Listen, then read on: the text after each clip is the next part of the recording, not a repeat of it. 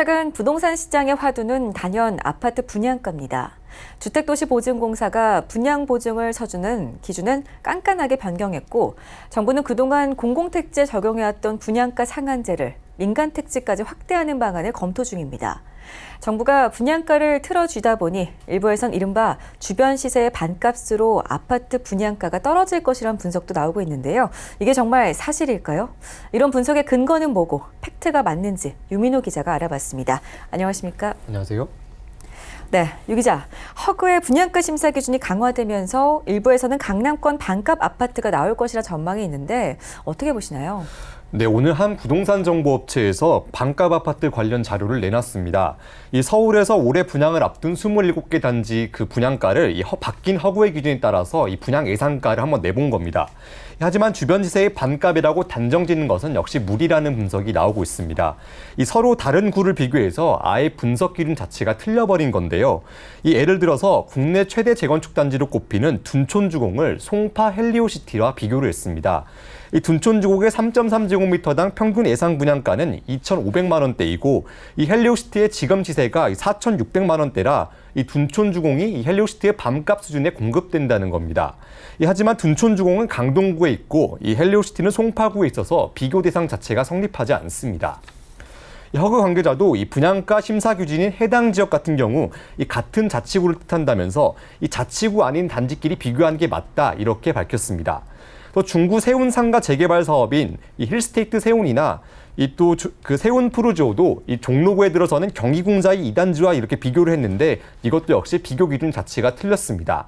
또 바뀐 기준에 따라 분양한 지 1년 넘은 단지가 없으면 이 준공 10년 미만인 단지를 이렇게 현재의 평균 매매 가격과 비교해서 이렇게 분석을 좀 하는데요.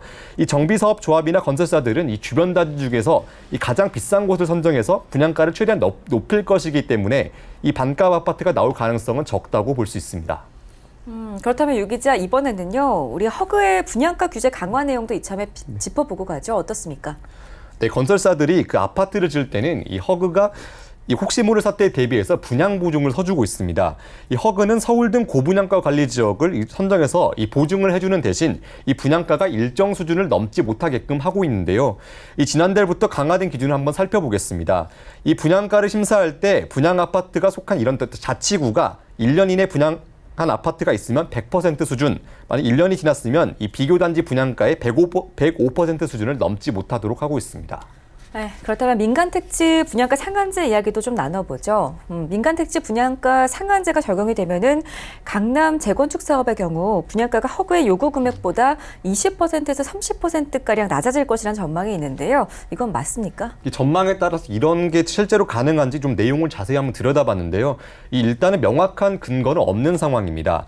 아직 분양가 상한제 기준은 앞서 전해드린 것처럼 이 국토부도 좀 어떻게 마련할지 좀 고민을 하고 있다. 약간 그런 입장인데 이 허그의 요구 분양가보다 정확히 20%에서 30% 낮아진다고 하기에는 섣불리 예측하기는 좀 어려운 그런 상황입니다. 이 국토부 관계자도 자기들 자체 시뮬레이션 돌려봤는데 이 강남 재건축 단지의 분양가가 이 허그 산정액보다 훨씬 낮아질 것이라고만 답했습니다. 네, 오늘 이슈플러스에서는 최근 이슈가 되는 분양가와 관련된 내용을 팩트체크해보는 시간 가져봤습니다. 시장에 어떤 영향을 줄지 관심 있게 지켜봐야 할 것 같습니다. 유민호 기자와 함께했습니다. 오늘 말씀 고맙습니다. 감사합니다.